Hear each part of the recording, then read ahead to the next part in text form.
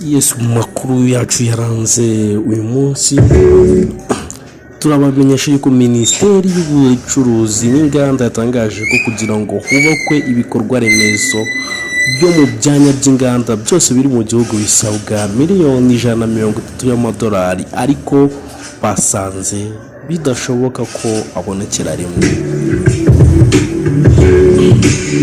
Muri uyu mwaka wa 2025-2026 hateganyijwe miliyari 10 y'amafaranga y'u Rwanda azakoreshwa mu gutunganya ibyanya by'inganda 4 biri mu Muhanga, Musanze, Rwamagana ndetse na Bugesera.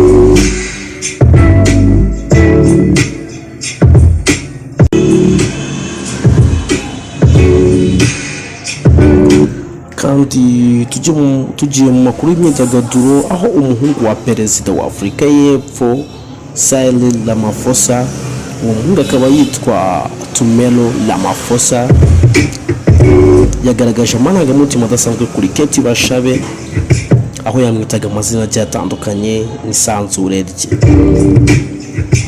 Ibi bituma hakekwa ko yaba ari mu rukundo n'uyu mukobwa wamamaye mu gihugu cy'u Rwanda muri imyidagaduro. Ngayo nguko rero aya Keti Bashabe ndetse na Tumelo Ramaphosa, umwana w'umuperezida wa Afurika y'Epfo.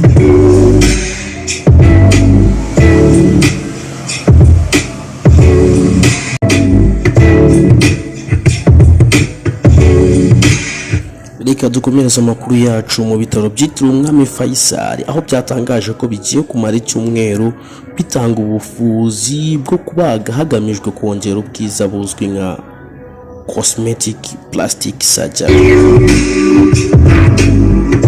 Muri serivisi zizatangwa harimo kugabanya ibinure, kongera amabere cyangwa kuyagabanya, kongera ikibuno ndetse n'izindi.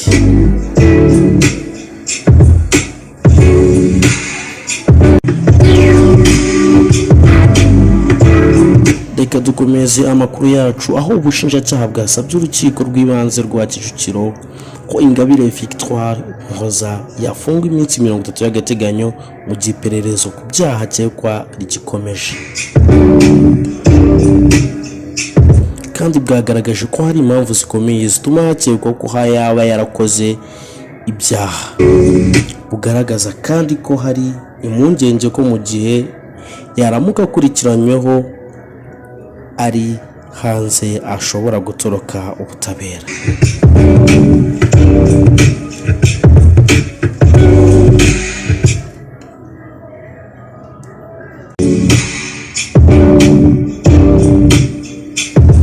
Mu yandi makuru, kaminuza y'ikoranabuhanga n'ubugeni ya Byumba izwi ku izina rya UTAP yatangaje ko igiye gufungura ishami rishya i Kiramuruzi.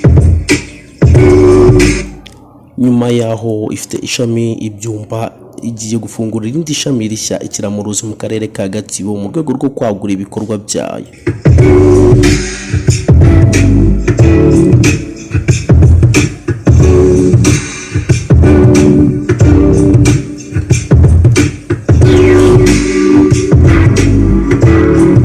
Reka dukomeze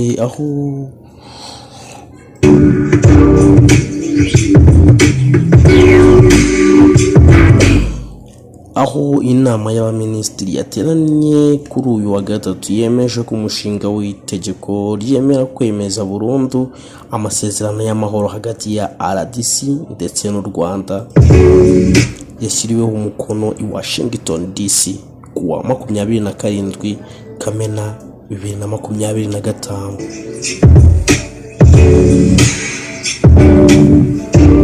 Inama y'abaminisitiri kandi yashyize mu myanya abayobozi batandukanye barimo Ambasaderi Vincent Karegeya wagizwe ambasaderi muri Algeria, Innocent Muhizi agirwa ambasaderi muri Singapore, naho Mirembe Alfonsina agirwa umunyamabanga mukuru w'umutwe w'abadepite.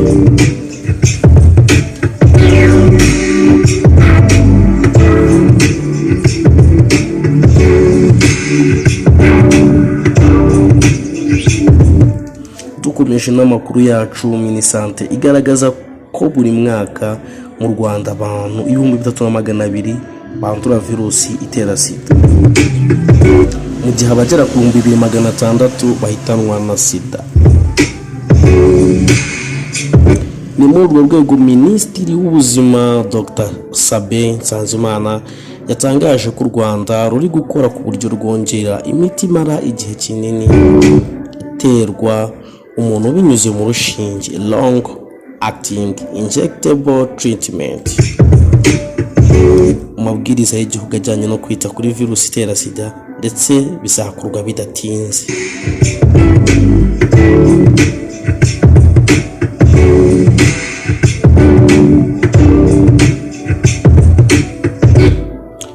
Reka dukomeze tujye mu makuru y'imyidagaduro, aho Miss Iradukunda Liliane wabaye nyampinga w'u Rwanda 2018 aho yongeye kwishimira isabukuru y'umukunzi we Imfura Kenny bamaze imyaka itari mike bakundana.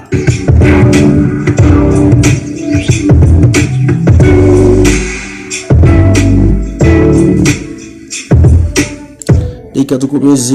Urubyiruko 150 rwo mu turere twa Kayonza, Rwamagana na Ngoma rugiye gushyirwaho amasomo y'igihe gito mu buhinzi ajyanye no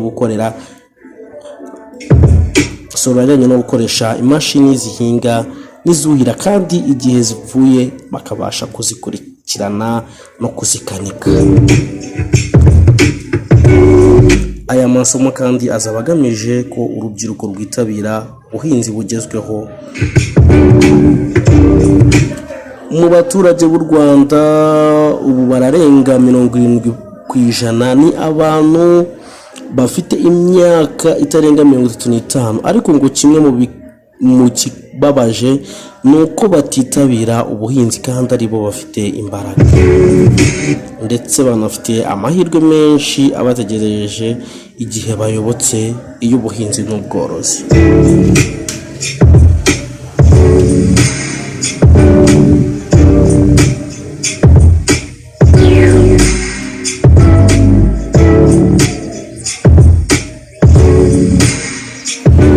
Kadukomeza. Umukobwa wiga mu rwunge rw'amashuri rwa Rwikiniro mu karere ka Gatsibo yakoze ikizamini cya literature in English, abonye ko ibyo yabajijwe atabizi ndetse bishobora no gutuma abona zeru, ahitamo kwiba ikizamini arakijyana kishugunya mu bwiherero.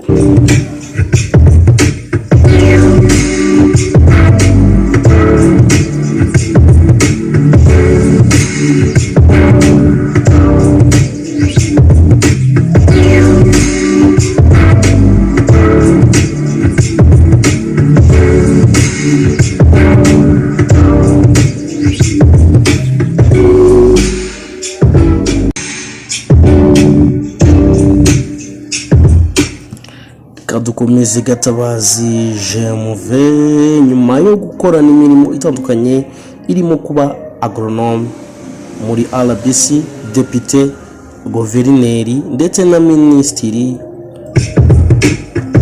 yari amaze igihe yirukanwe anashinjwa amakosa akomeye. Yongeye guhabwa akazi mu kigo gishinzwe gusubiza mu buzima busanzwe abahoze ku rugerero nka komiseri.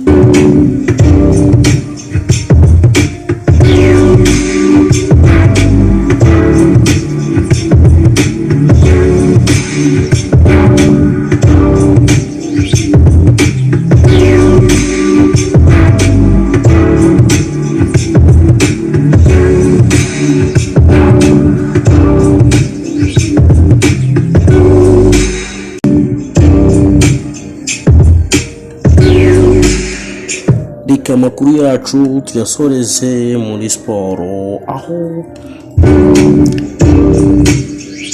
perezida w'ishyirahamwe ry'umukino wa tennis mu Rwanda Karenzi Theoneste n'abakunzi b'ikipe y'igihugu, ubwo u Rwanda rwari rumaze gutsinda Senegal ibitego 2-1 muri Billie Jean King Cup 2025,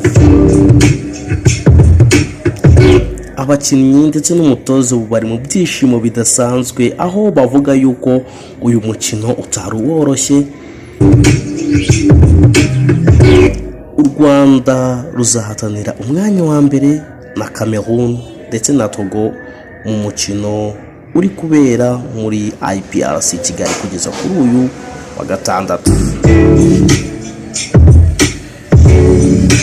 Mwakoze rero mwe twabanye muri aya makuru ya Koyumap Entertainment. Indi gahunda y'amakuru akagarukanye mwabanye yari Map Ericionia. Ciao ciao.